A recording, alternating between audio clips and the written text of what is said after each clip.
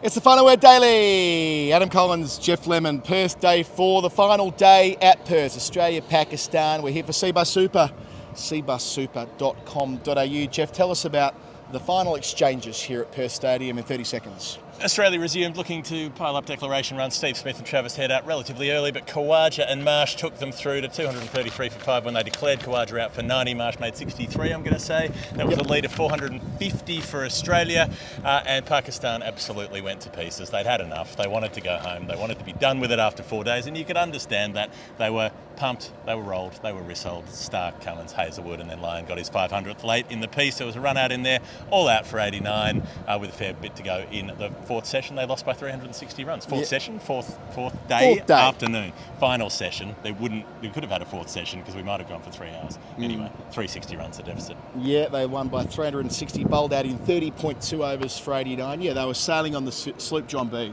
Let me go home, I want to go home. I feel so break up, I want to go home. Where are we?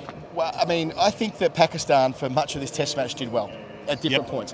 And I'm not as down on Pakistan as I thought I would be with a margin like this. Yeah. I think that the surface today, the psychological trauma of walking out on a surface like Shah Massoud said something to this effect, like trying to make progress when you are playing against those four bowlers in concert, bowling as well as they did this week. They were absolutely brilliant, the Australian quartet. First time they've played together since Lord's in the Ashes, and I think it shows, because had they been playing together through the second half of the Ashes, well, you know, without sort of doing full alternative realities or anything like that, but it reinforces how strong they can be at their very best, I suppose. And Lyon getting his 500th test wicket will indulge in a conversation about him in more depth later on, I'm sure, but the way that Cummins worked over Barbara's arm, you know, the pressure which led towards the run out, the way that Starc started with wicket-taking deliveries, Hazlewood likewise, getting the luck that wasn't there for him the first time around. It never looked like Pakistan were going to make 100. No. At no point did it look like they were going to make it to day 5. Well, wicket in the first over doesn't help that. Mitchell Starc with the swinging in. We're having a little chat about Abdullah Shafiq with Daniel Rasul, who writes for Cricket Info. Said he said maybe a pretty 60 for Abdullah Shafiq. Next ball, boom. I think I tipped 62, so I got the 2 right, because that's what he ended up making. Yeah, he goes, and Hazel gets Shah Massoud. I'm going to come back to that in the Hall of Fame, actually. Don't let me forget that. Nicking off like he did in the first innings. Imam goes to Starc as well, and then Cummins getting into the fray with Babar Azam, and then Starc popping up with his third. It just kept happening. I mean, that third wicket, that bit of bowling from Starc that went squirming across and took the edge. So it was a fast bowling clinic, but it was also one against a team that were pretty tired, pretty deflated, and wouldn't have been feeling very good about themselves after facing 450. And the pitch was starting to do quite a bit. That's the thing. It was decent. Looked decent to bat on the first day. Apparently, even after day 1, Khawaja was quietly saying this is horrible to bat on, in terms of there were some difficult areas where the ball was pitching, and he thought Pakistan just didn't get it right, but it was much more regularly horrible to bat on here, the way it was jumping up at the gloves at times. Some of the balls that kept low, the second Nathan Lyon wicket that crawled along the floor to bowl Jamal late in the piece, hit the base of the middle stump. What are you supposed to do to that? But when the Australians were batting as well, you know, Marsh got a few nasty ones on the gloves. He was still playing the pull shot. Khawaja was having to tough it out through those early stages, especially when Smith goes and then for 45 and Head smacks one to cover for 14, was it, that Travis Head made? So, it wasn't easy going out there, even though they were building a massive lead. So I can't believe in the end Khawaja and Marsh put on 125 from 129. It gives a certain impression of third innings batting. It just wasn't that. Like, Khawaja wore balls everywhere, including one on the arm, which clearly you can see it live and you can see it on the slow-mo. It really whacked him on the bone. That'll be leaving a massive bruise tomorrow. And Marsh gets hit on the helmet not once but twice. One of them was charging on the pull shot, getting hit in the grill. I mean, you know, I suppose that's the way Mitch Marsh was playing today. He's hitting the ball so sweetly, unbeaten 63 in not many more balls than that. He was wonderful. And Khawaja 10 away from 100. It would have been a well-earned 100. I put on Twitter that was one of his gutsiest innings in a way, due to how difficult the pitch was becoming. It'll all be, you know, washed over now because of the way the Test match ended, but I think it's worth noting that that was not easy. And Pakistan this morning came out bowling really well. They get Smith league before straight away. They should have had Khawaja, if not for, you know, that millimetre difference. And you can say maybe they shouldn't have had Smith. I mean, there's a millimetre in either of those, but one goes one way, one goes the other way. And I'm not advancing the view that Smith wasn't out. Simply that, you know, we're dealing in tiny little margins for those two. One going with Smith, one going against Smith, one going with Khawaja. But yeah, still, I think Shazad bowled really nicely off the top. Afridi did some good things that looked hostile, but they needed absolutely everything to go right. And in the end, coming up against Marsh at the moment, he is playing like a man with more confidence than he's ever had in his life, and it's a joy. It's a joy to watch Mitch Marsh so happy. He ends up named the formal player of the match for his 63 not out and picking up Barbara's arm, I guess nosing out Warner for that one. We expected Warner would be player of the match on our coverage, not to be. But yeah, that to me feels like the difference in how Australia were able to set up the final kill. It was the ease in which they made runs through Mitch Marsh being there. And they were batting through for a while to see if Khawaja could get to 100. He was picking up the tempo late in the piece and ends up slicing one to deep third off Shaheen for 90, and they walk off at that point with Marsh in the 60s. There was no thought of entertaining a rush to 100 for him.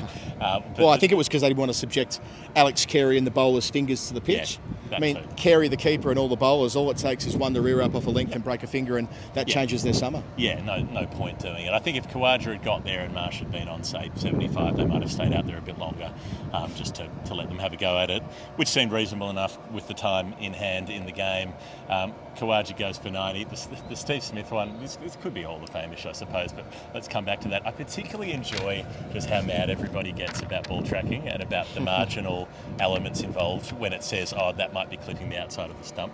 And I was making this point to some disagreement online earlier. When a bowler bowls a delivery that just clips the outside of the off stump, say, or clips the off bail and knocks it off, you cannot give them enough praise. Everybody spaffs all over them on broadcast. Incredible. Oh, the perfect delivery. The perfect delivery, just kissing the top of the off stump, nudging the bail off, so-and-so, so-and-so.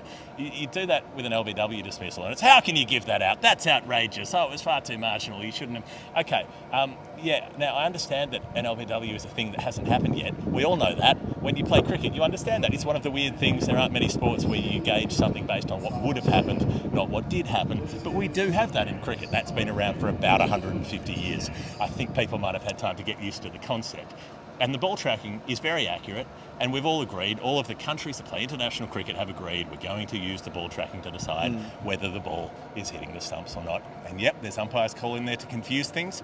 But if a ball is clipping a stump on a ball tracking projection, then it is out. Like it is not an outrage. It's not something to be upset about. It's not a conspiracy against the player that you like. And yeah, sure, a player can be annoyed when they're out, because players are always annoyed when they're out. They walk off thinking, well, I played a shit shot or whatever it was.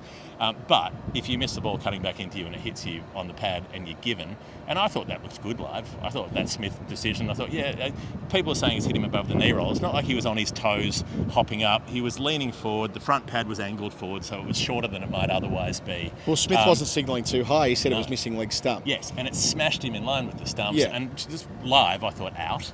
And Joel Wilson had a good test match. He had one decision overturned, which was the Khawaja one, which was by a millimetre. They said on the TV truck, who was it? Someone in our commentary team spoke to the guys in the TV truck. Yep. It's the closest they've ever seen the Khawaja one to being the other way.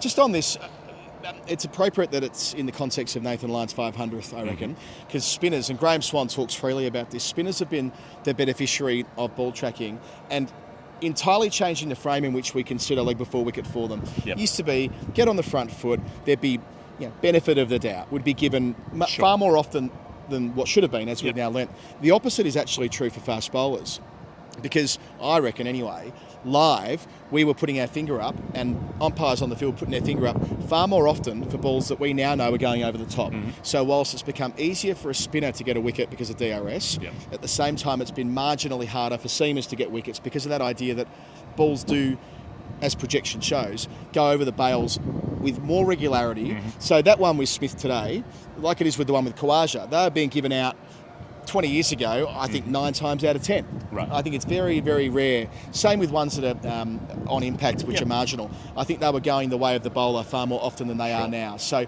yeah, it's a vagary of the system, but if you're a spinner, and I think it's appropriate that Nathan Lyon, in a way, got his from a DRS overturn, because there would have been a lot of wickets that Lyon was both received and had overturned. I mean, the the limbo, the purgatory of waiting for the DRS. That's been such a massive part of his lived experience as a finger spinner. It felt right in a way that he had to wait. And nice as well that all the teammates were huddled around him as they watched the projection on the screen. Yeah, bit like when Hazlewood took the final wicket of the Manchester Test in 2019. They were ready to cuddle. Yeah. They were poised to cuddle with a split second to waste when that came through. So that was kind of nice. And it was a decent looking shout. I thought it's heading, goalkeeper parlance, it's heading for the top left corner. Yeah. It might be a yellow light on the leg stump or on the leg bail, but it was in that top corner and 3 reds on the leg stump. So he gets that one. That was Fahim Ashraf, wasn't it? Yep. And then he gets the next one against Jamal that crawls along the carpet in the same over. So and there's one they get with Australia, which is banged in halfway from Hazlewood, doesn't get up and hits a pad as well. That's what happens on the who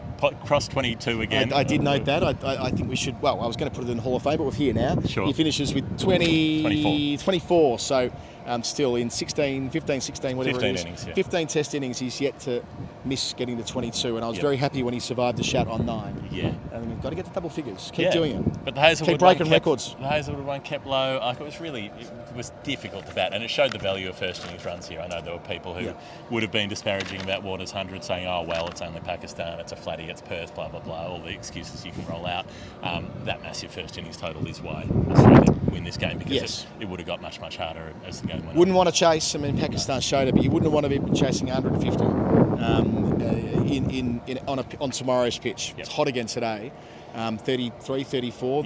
At Trent Copeland went in and interrogated the pitch at lunch, maybe tea, and he was able to get on the night of September the 17th? Well, we'll get to that. December the 17th. We'll get to that in the Hall of Fame. And he got his whole hand in. Oh. Reflects the fact that it was getting very difficult to bat there, and there was an uneven bit to, I think, the main crack. It was like a horseshoe.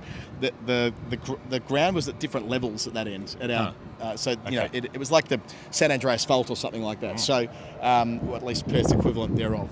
The tectonic plates of Perth, which are always found in the middle of the Wacker. GTA, San Andreas, now in Perth. Was it Carl Johnson in San Andreas? I can't remember. I don't remember. But the point is, it was getting bloody hard. And CJ. Anyway. Grove Street. Look, and let's just come back around to Nathan Lyon before we go to the Hall of Fame, I think, Jeff. Look, 500 Test wickets. His bowling average now is 30.8 or something like that. I had a quick scan. His average has not been this low since November 2012. He always talks about wanting to get better. It's a bit of a cliche, a bit of a standard refrain from him at media conferences. I'll keep playing forever. I want to keep getting better for Cricket Australia and all the rest of it every single day. But he is. Objectively, he is. He's taken 243 Test wickets in Australia as a finger spinner, where finger spinners come to die at 31. Yeah. At 31. Yeah. Like, you can belittle what he's done because he's an off spinner and no razzle dazzle, all the rest of it. You can say that he's let Australia down from time to time, although very infrequently in the last 6 or 7 years. You can, point to other bits and bobs if you want. I know England fans will talk about Leeds in 19 and all the rest of it. He's taken 500 Test wickets. Yep. 3 Australians have done that. 8 people have done it ever in the history of Test cricket. I mean, he deserves to take a bow today. He's done that out in the field. You could see he felt some humility about it all as well, as he tends to do. And now he's thinking about what he might achieve next. And for him, there's the World Test Championship again. There always will be.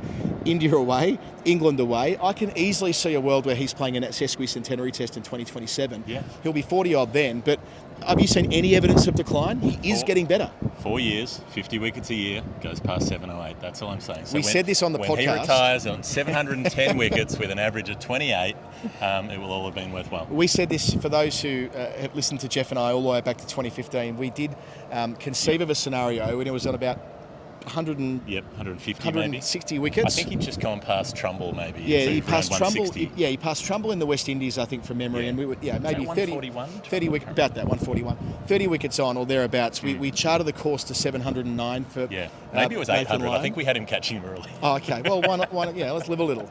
Let it all hang out. Yeah. Let him play till he's 42. He's playing a season for Lancashire next year, so he's got the appetite for bowling bulk overs still. And that one injury might be the sort of thing as it was with Peter Siddle. He got a really bad injury at about 34, 35. He's going to be playing till he's 42 on the current contract he's on or something like that. So, that's my thinking online taken as a whole. I like your thinking online. Right, shall we move to the final word Hall of Fame? Why not? the Final Word Hall of Fame is brought to you by CBUS Superannuation, who are celebrating, as I pull my phone out of my pocket as I did yesterday and pad for time, who are celebrating their 40th birthday next year, which will be... They're not celebrating it yet. They're celebrating the 39th birthday. The 39th, yeah, well, I celebrated my 39th. I'm in my 40th year, therefore they're in their 40th year as well. Award-winning super fund, proud to be recognised as one of the best performing super funds in Australia. Check out awards and ratings at cbussuper.com.au/campaigns/awards. And this goes back all the way to 1984. Created by workers for workers. 4 decades on. One of the leading super brands. CBUS Super looks after more than 900,000 Australians around the country as of the middle of this year.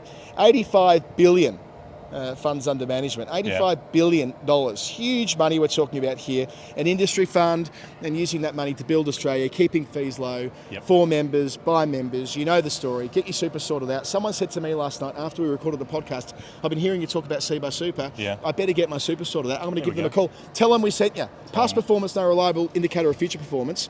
But bloody hell, past performance, pretty impressive. It was pretty impressive. 900,000, that's 1,000, that's 100 times more people than were at the ground today, where they had 9,000 in to watch Nathan Lyon. And, you know, it's easy to bag places for crowds and so on. The reason I'm bringing it up today... The reason I'm bringing it up today is the number of times, because you can always find a reason for it, the number of times that I hear, oh, well, that's because it was on a weekday, and that's because it was not in the school holidays. That is... It's too early in the season, it's too late in the season. Those it wasn't Christmas holidays. Everyone was away for Christmas holidays. It was too hot, is one we've had before. It wasn't too hot this week. It was 30 every day. No, it wasn't hot enough. Weather was bad. The opposition was whatever. Okay, it's a Sunday. It's at school holidays, and 9,000 people came down with a good slice of the test match available to them. They had Australia resuming and batting with the prospect that the innings would wrap up at some point. There might be some declaration batting. There might be milestones in the offing for the likes of Khawaja and the local lad, Mitch Marsh. And there would be Nathan Lyon's 500th to come. And if that wasn't enough to get you down to watch an afternoon of Test cricket on a perfect day, on a perfect afternoon, you don't deserve to get a Test match. I just think that, $4.99, right? The distinct possibility Lyon's going to bowl today. Remember when Buddy was on 94 in 2008? I just got back from a week and a half overseas with work, and I got to the airport and flew straight to Perth to watch him kick 4 goals and miss out on 100. You know, if you're near a milestone, you go to the thing across the fucking country. All they needed to do was rock up across to the Bursey. They've got a nice train out here now. Works really well. It wouldn't have taken much. 9,200 people here. If you have a ticket to the cricket, the train's free. They're making it as easy as they can. One argument advanced by Christina Matthews, who I really like and admire, by the way, when I interviewed her yesterday for the World Cup crowd last year, was that the T20 International against England here before the World Cup, the big quicks weren't here. They were playing players that weren't normally in the main side. Fucking hell, the best quartet Australia ever produced were playing today. And we're striving to victory. 10 wickets to take after some batting was done. It was, in terms of the buffet of Test cricket, best of both worlds. You were likely to see some good stuff. You were likely to see acceleration towards the end of Australia's batting innings, all the things that you want to see. And also, you know, you and I both spend a lot of time covering Test cricket in England. Sunday is the kind of marquee day. It's always sold out on Sunday. Sure. It's a hot ticket to get. And the excuse about, club cricketers are playing on Saturday, so obviously nobody came on Saturday. Well, it doesn't apply to Sunday, funnily enough. The Sunday cricketers weren't playing. So, rubbish today. Genuinely disappointing today. I don't get it. I've never got it here, but I really don't get it at the moment. Today was, you know, I've been kind of pretty, you know, balanced on this through the week.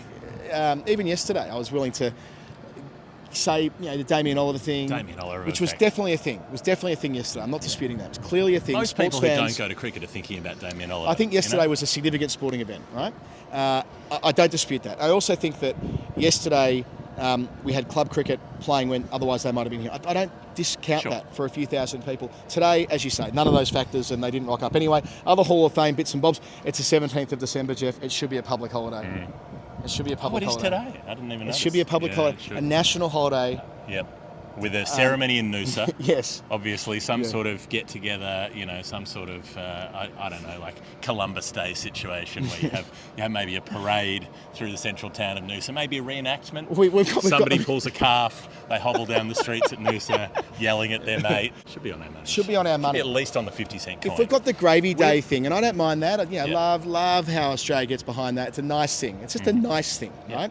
It's not a big deal. It's just a nice thing. This is a nice thing as well. And it involves cricket, and And it should be something that we celebrate and will celebrate on the final word at least every year. We're redoing all the coins to put the British monarch on the back of them. We could do the 50 cent with 17th of December. That's all. Remember. What else have we got? What have you got? I've got an anti-Hall of Fame. Anti-Hall of Fame. I don't want to quite go that far. I just want to make an observation. There was a banner hung up today saying all lives are equal, freedom is a human right, like replicating Usman Khawaja's shoes. Sure. They were kicked out. Okay. I understand that they've made a decision about that formulation of words. I get we're living in that world right now. Back in 2019, someone hung up a banner here saying it's okay to be white, which is a far-right 4chan, 8chan incel slogan, right? Yeah. And those guys got a fucking slap on the wrist. Had they wanted to go to Drummoyne the following day to watch the Women's Big Bash League final, they were entitled to do so. They didn't get a ban. Yep. They didn't get no sanctioning. So I just want to remind people of that. This isn't the first time we've had banners at Perth, and nothing really happened on that occasion other than the patrons being asked to leave the ground. Yep. And I just think that's worth putting on the record on the way through. Okay, I'm going to go with for a positive Hall of Fame spin. Go and check out Alex Malcolm's work on Cricinfo. I want to see if this makes it in there. He was livid when Shan Masood got out, cover driving a few balls into his innings, because Alex has played a lot of pretty high-level cricket here in the West, and he was like, clearly this bloke has not asked anybody how to play cricket in Perth. You can't cover drive in your first 40 balls. You don't do it. He gave a very good breakdown about the kind of balls you can play and can't play, the kind of shots you can play and can't play. And I think that might make it into his written piece. It was great analysis. I thoroughly enjoyed it. But I also enjoyed how impassioned he was. He really livened up at that point. A word for both Alex and Daniel Rasool. Their columns on Cricinfo each night through this test have been outstanding. So I hope Alex includes that. And the setup for that wicket as well. I was on comms at the time where there was a delivery about a foot further outside the line of the off stump, which he played and missed at exactly the same length, brought a bit closer, finds the edge, chef's kiss. The stuff you dream of as a fast bowler. Jeff, that's our CBUS Super Hall of Fame, cbussuper.com.au. We're both flying back across the Nullarbor. You're doing so tomorrow. I'm doing so which tomorrow means no morning trees. as well. It's one of those interesting things. Is it? Yeah. I know that. That's what it means. Latin, null, arbor. Oh, yeah. As in an I guess it makes arboreum. sense if There are no trees. Extrapolate it out. We're going to be back doing our weekly show. We're going to slot in a story time, I think, between now and Christmas. We've Should have done one already, but we didn't. Yeah, too hard during a test match. I think we have to acknowledge that we're never recording story times during tests because it's just too bloody hard. We're too busy, but that's okay. We've got our Christmas ep coming up, and back at Melbourne for the dailies. We might even put out a day 5 ep tomorrow. We haven't quite worked it out yet. Time will tell. What I know for sure is that we're leaving Perth. We'll be back here again next year. Thank you to those who have been in Perth, who've said g'day and listened to the show. We appreciate you. We see you. We love you, especially the patrons who make what we do possible. Patreon.com/thefinalword. That's it. We're done. Australia win the first test by 360 runs. Nathan Lyon has 500 test wickets. See ya.